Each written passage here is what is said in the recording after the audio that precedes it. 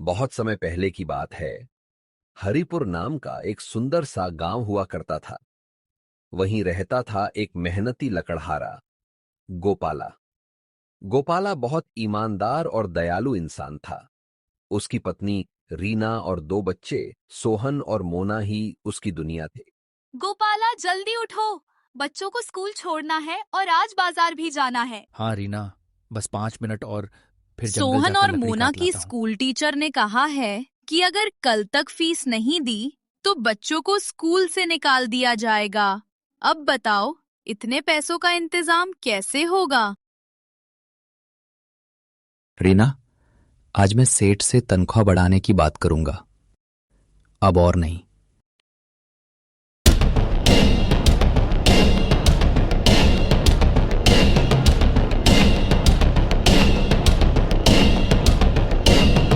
सेठ की आवाज तेज और घमंडी। बाकी मजदूर काम कर रहे हैं।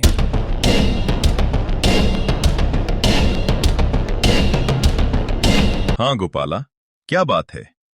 आज फिर कुछ मांगने आए हो?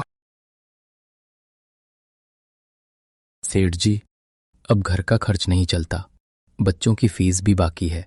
अगर तनख्वाह थोड़ी बढ़ा दें तो। तनख्वाह बढ़ाऊं? पहले काम तो सही करो। लकड़ी के दाम घट गए हैं। अब तो मैं तुम्हें आधी तनख्वाह ही दूंगा। लेना है तो लो, नहीं तो निकल जाओ।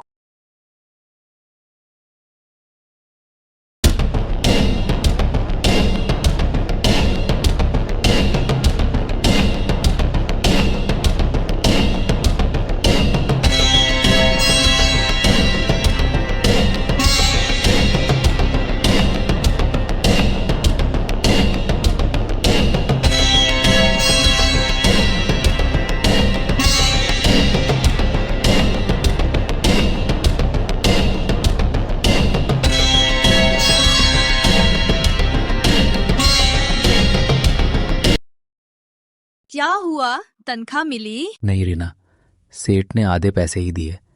अब बच्चों की फीस कैसे दूं, समझ नहीं आता। कितनी मेहनत करते हो फिर भी कभी सुख नहीं मिलता। गोपाला गुस्से और दुख में जंगल में लकड़ी काटने जाता है। अचानक आंधी आती है। वो पेड़ के नीचे बैठा ही था कि अचानक तेज हवा चली और उसे दूर गुफा जैसी जगह दिखी। गोपाला अंदर जाता है। गुफा में रहस्यमयी रोशनी फैली है।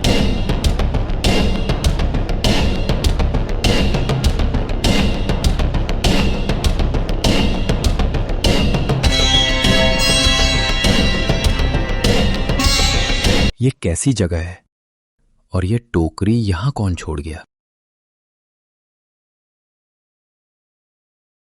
रुको, ये टोकरी मेरी है। धुएं से निकलता है एक विशाल जिन। मुझे माफ कर दो, मैं बस यहां छिपने आया था। वो टोकरी उठाने ही वाला होता है, तभी गुफा में गूंजती है एक भारी आवाज।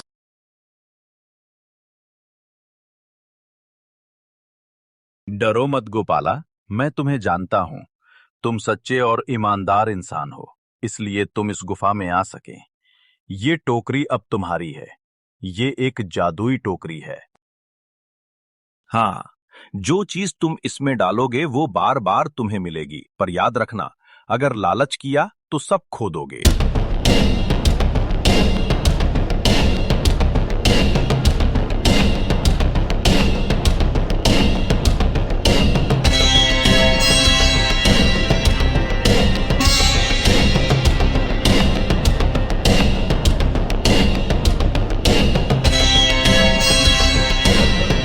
हैरान, ये कैसी टोकरी है?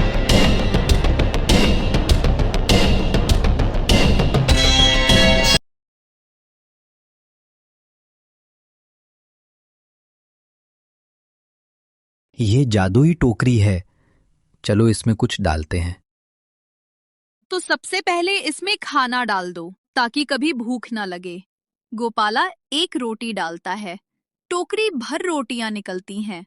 अरे वाह, ये तो सच में जादू है। अगले दिन गोपाला टोकरी में चंदन की लकड़ी डालता है। टोकरी से ढेरों चंदन की लकड़ियां निकल आती हैं। गोपाला उन्हें बेचकर अमीर बन जाता है। धीरे धीरे गोपाला गांव का सबसे सम्मानित व्यक्ति बन गया। उसने अपने दोस्तों को भी काम दिया और सबका जीवन बदल गया। सेठ धर्मदास की सजा। सेठ धर्मदास को पता चलता है कि गोपाला अब अमीर हो गया है। वो जलन में उसी गुफा तक पहुंच जाता है।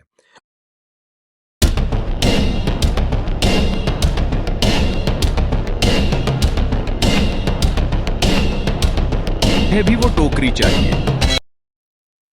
वो टोकरी उठाकर उसमें सोना डालता है, पर टोकरी से निकलती है राख और धुआं। लालच का अंत हमेशा विनाश होता है। सेठ चीखते हुए गुफा से भागता है।